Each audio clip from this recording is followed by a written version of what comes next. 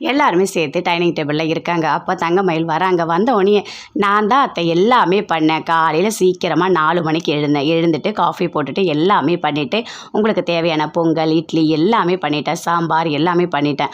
அது மட்டும் இல்லை, கொஞ்சம் துணி இருந்தது, அதை கூட நான் துவைச்சிட்டேன் அப்படின்னு தங்கமயில் சொல்கிறாங்க. அதை கேட்டோன்னே எல்லாருமே அப்படி ஷாக்காக பார்க்குறாங்க. அப்படியா, அப்பப்பப்பா என்ன லிஸ்ட்டு ஓவராக போயிட்டே இருக்கு அப்படின்னு மீனா சொல்கிறாங்க.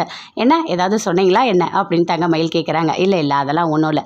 சரி, எல்லாரும் தூங்கிட்டு இருக்காங்க, அவங்க எல்லாருக்கும் நான் போயிட்டு காஃபி கொடுத்துட்டுமா அப்படின்னு தங்கமயில் சொல்கிறாங்க.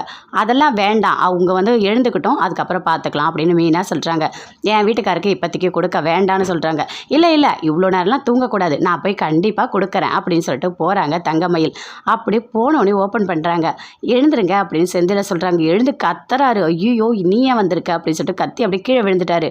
என்னாச்சு மீனா இங்கே வா அப்படின்னு சொல்லிட்டு கத்துறாரு. ஓடுறாங்க மீனா. போயிட்டு என்னங்க ஆச்சு அப்படின்னு சொல்லிட்டு கேட்குறாங்க. அப்படியே தங்கமயில் பார்த்து பயந்துட்டு வெளியே வராங்க.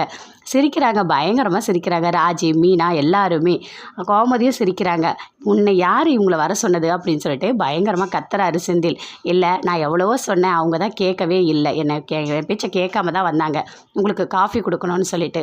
அதை கேட்டோன்னே செந்திலுக்கு பயங்கரமாக கோவம் வருது. இங்கே பாரு, நல்லா தெரிஞ்சுக்கோ, இனிமேல் அவங்க எப்போ என்னை எழுப்புறதா இருந்தாலும் கொஞ்சம் முன்னாடியே நானே எழுந்துக்கிறேன், இந்த மாதிரி ரூமுக்கெல்லாம் வர வேண்டாம்னு சொல்லிடு அப்படின்னு சொல்லிட்டு செந்தில் சொல்கிறாரு. அதை கேட்டோடனே மீனா பயங்கரமாக சிரிச்சிட்டே இருக்காங்க. ராஜி ரூமுக்கு போகிறாங்க. போயிட்டு உட்காந்து ராஜு சிரிச்சிட்டே இருக்காங்க. அதை கதிர் பார்க்குறாரு. பார்த்த உடனே கேட்குறாரு, என்ன ஆச்சு? ஏதோ நடந்திருக்கு, ஆனால் உண்மையை சொல்ல மாட்டேறீங்க அப்படின்னு சொல்கிறாரு. இல்லை ஒன்றும் இல்லை அப்படின்னு ராஜி சொல்கிறாங்க. இல்லை அண்ணன் கூட ஏதோ கத்துச்சு, எல்லாம் சிரிச்சங்க, எனக்கு எதுவும் புரியல அப்படின்னு சொல்லிட்டு கதிர் சொல்கிறாரு. தங்கமயில் இருக்காங்கல்ல, அவங்க காஃபி கொண்டு போனாங்க. கொடுக்க வேண்டான்னு சொல்லிட்டு அக்கா எவ்வளவோ சொன்னாங்க, ஆனால் கேட்கவே இல்லை. உள்ளே போனாங்க. பார்த்தா அவர் அப்படியே பயந்து கீழே விழுந்துட்டார். அதை பார்த்தோன்னே தங்கமயிலும் இந்த பக்கம் கத்துறாங்க. அவங்க 2 பேரும் கத்துறாங்க. பயந்துட்டாங்க 2 பேருமே அப்படின்னு சொல்லிட்டு ராஜி பயங்கரமாக சிரிக்கிறாங்க. அதை பார்த்தோன்னே கதிர் அப்படியே பார்க்குறாரு.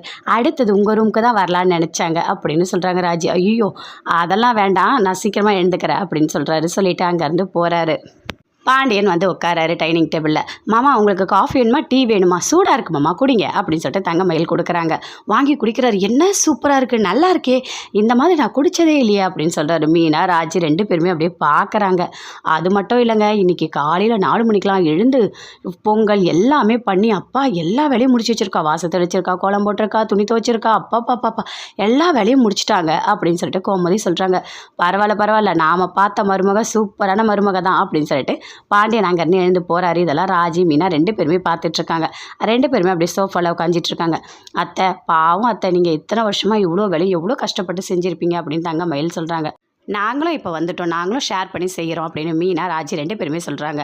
அதுக்கு இல்லை நீங்கள் இப்போ தானே வந்தீங்க, ஆனால் அத்தை எத்தனை வருஷமாக செஞ்சுருப்பாங்க, எல்லா பசங்களையும் வளர்த்துருக்காங்க, பாவம் அத்தை அவங்க கையை காட்டுங்க, அப்பா எப்படி காப்பு காய்ச்சிருக்கு, அப்பா தாங்க முடியல அத்தை, இனிமேல் நீங்கள் ஒரு வேலை கூட செய்யக்கூடாது, எல்லா வேலையும் நான் தான் செய்வேன் அப்படின்னு தங்கமயில் சொல்கிறாங்க. எங்கள் அம்மா சொன்னாங்க அத்தையோட வேலையெல்லாம் செய்ய விடக்கூடாது, அத்தையை நல்லா பார்த்துக்கணும் அப்படின்னு சொல்லிட்டு, அதனால் நான் தான் இனிமேல் வேலை செய்வேன் அப்படின்னு தங்கமயில் சொல்கிறாங்க. இல்லைம்மா இப்போ தான் நீ கல்யாணம் ஆகி வந்திருக்க, கொஞ்ச நாள் ஆகட்டும் அப்படின்னு சொல்லிட்டு கோமதி சொல்கிறாங்க. இல்லை அத்தை, நான் எப்போவுமே எல்லா வேலையும் செய்வேன் அப்படின்னு.